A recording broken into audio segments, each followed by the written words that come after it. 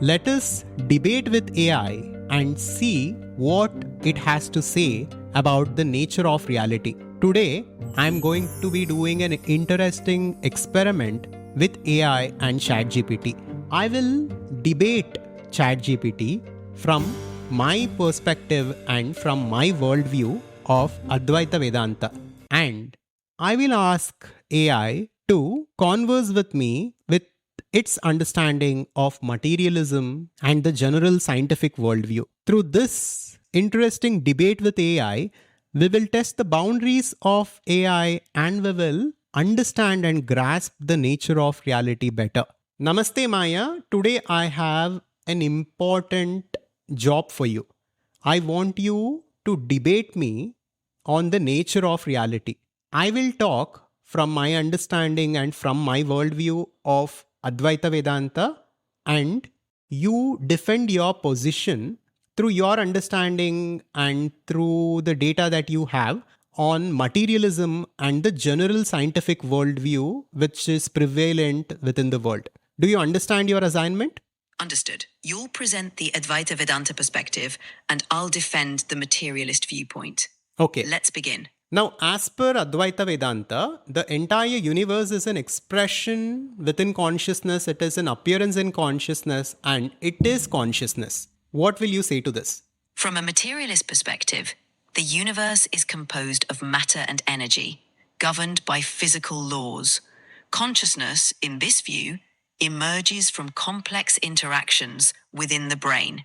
It's not fundamental, but a product of physical processes. But has this been proven anywhere that consciousness is produced by matter? The exact nature of consciousness remains one of the biggest mysteries in science. While there's significant evidence linking brain activity to conscious experience, a definitive causal relationship where matter produces consciousness hasn't been conclusively proven. This is often referred to as the hard problem of consciousness. Okay, so science has not yet explained or proved that consciousness can be created or is created by matter. Am I right? That's correct. Science has made strides in understanding the correlations between brain activity and conscious experience, but it hasn't yet provided a complete explanation of how consciousness arises from physical processes. This remains an open question in the scientific community. From my perspective, when I look at reality, Advaita Vedanta makes perfect sense, and I will give you a framework to think about. This framework in Vedanta is called Avastatraya Viveka. When we wake up, we enter this world, we engage ourselves in different activities, we talk to different people, and at the end, we come to home and we sleep.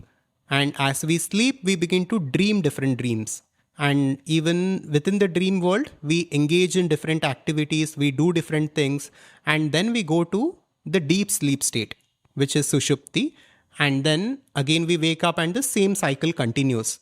What Advaita Vedanta asks us to do is to look at these three states as simply three states of existence and to see what is the common factor among these three states. And if we go along this line, our awareness or consciousness is that which continues in and through all these three states. So, whether it is a scientist or a philosopher, the only thing that he can be totally sure of is consciousness, because I exist is what I can say with absolute confidence. Apart from this, everything else is a assumption or a secondary conclusion based on my existence. So through this, I think Advaita Vedanta explains the nature of reality better. What is your counter argument to this? Your perspective highlights the centrality of consciousness in experiencing reality. From a materialist standpoint, one might argue that while consciousness is indeed fundamental to our subjective experience, it could still emerge from complex arrangements of matter. This view relies on the idea that consciousness, like other emergent phenomena, arises from the interactions of simpler elements, in this case, neurons and neural networks. While we haven't fully explained consciousness, materialism focuses on observable, testable phenomena, aiming to uncover the mechanisms behind these processes. In short, while consciousness is central, the materialist view seeks to explain it through the physical structures and functions that we can study and understand. But more and more scientists are now talking about the simulation theory. Scientists are talking about how this entire universe can be a simulation, and we might not simply be aware that it is a simulation, right? Because our sensory perceptions is something that the brain experiences, and we are not sure whether it is a simulation or it is an actual reality. This is what happens to us even when we are in the dream state. We assume that the dream reality is real, but once we wake up, we say that it was all an illusion and this waking reality is real. But we have not questioned the assumption that this waking reality can also be a simulation.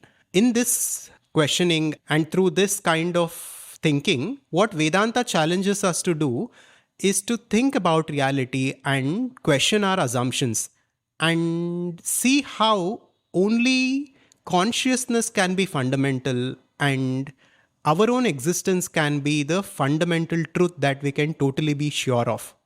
What will you say to this? The simulation theory does resonate with the Vedantic idea of questioning the nature of reality. It suggests that our perceptions might not reflect an objective external reality, but are constructions, much like dreams. However, from a materialist viewpoint, one might argue that whether or not we live in a simulation, the physical world we interact with follows consistent laws and principles. These allow us to make predictions, develop technology, and improve our understanding of the universe. While consciousness is fundamental to our experience, from a materialist perspective, it emerges from and is shaped by the physical world, even if that world might be a simulation. The focus remains on understanding and navigating this reality through empirical evidence and reason. But the empirical evidence and reason, everything can be ultimately in a simulation, right? Yes, that's a possibility some proponents of simulation theory suggest. They argue that empirical evidence and reason, while essential tools for understanding our world, could be part of the simulated environment. This challenges the notion of an objective reality independent of our perceptions. From a materialist perspective, this notion would push the boundaries of current scientific understanding, suggesting that our quest for knowledge might ultimately reveal the underlying nature of this potential simulation. Regardless, the approach remains rooted in observation, experimentation, and rational inquiry. Now, let us go even deeper into this. Does materialism and the materialistic worldview consider time and space to be absolute? In the materialistic worldview, time and space are not considered absolute in the classical sense.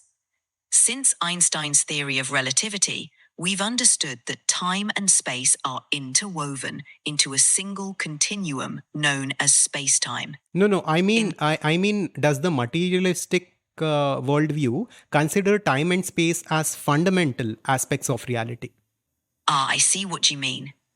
In the materialistic worldview, time and space are often regarded as fundamental aspects of the physical universe. They provide the framework within which physical processes occur.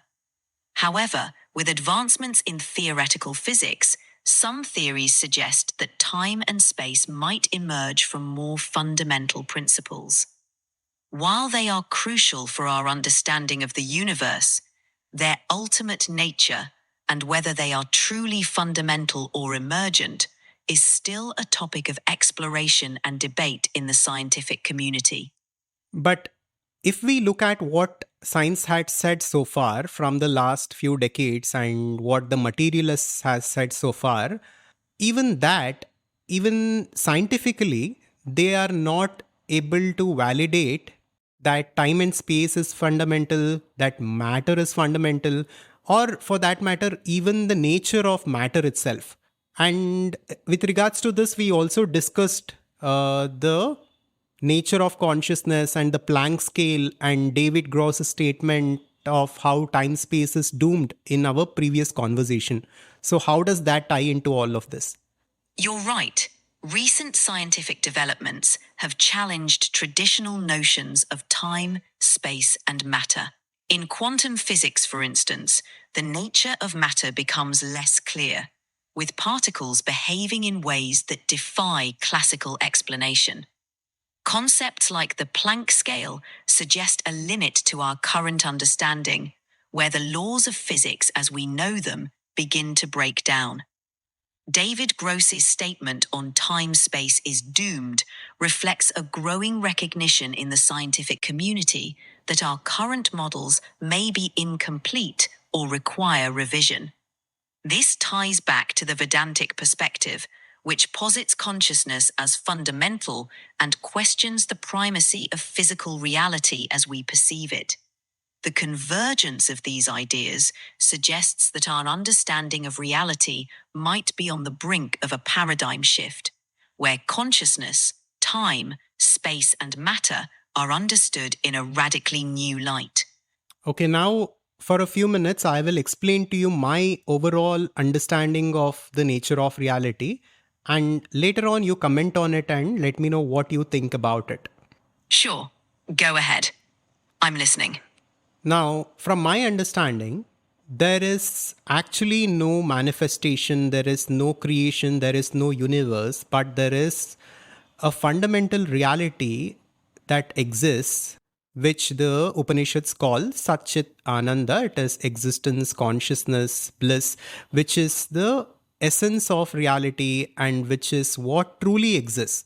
And the world and all the forms and duality simply appears to be from the perspective of the human mind. And all of this activity, all of this supposed activity is simply the creative potential, or it is simply that pure substance alone, that pure Satchidananda alone, which appears as the dualistic world from our perspective of ignorance and ego. And as we go deeper and deeper into reality, we will see that everything is this pure substance and there is nothing beyond it. And all the duality and all the separation that we experience is simply an illusion. So all there is that one, but it appears to be many. What do you think about this? Your understanding aligns closely with the teachings of Advaitha Vedanta. This philosophy emphasizes that the ultimate reality is non-dual, and that our perception of a diverse, separate world is a result of ignorance or avidya. The notion that all duality and multiplicity are merely appearances arising from the one underlying reality of Sat Chit Ananda reflects a profound metaphysical view. From a more analytical standpoint, one might appreciate how this perspective invites a reconsideration of what we take for granted about reality. It challenges us to look beyond surface appearances and question the nature of existence, consciousness, and bliss. However, from a scientific or materialistic point of view, this explanation might be seen as metaphysical rather than empirical. While it offers a coherent and profound interpretation of existence, it may not align with the empirical methods and evidence-based approach that characterize scientific inquiry. Nonetheless, it presents a valuable perspective that can enrich our understanding of consciousness and existence.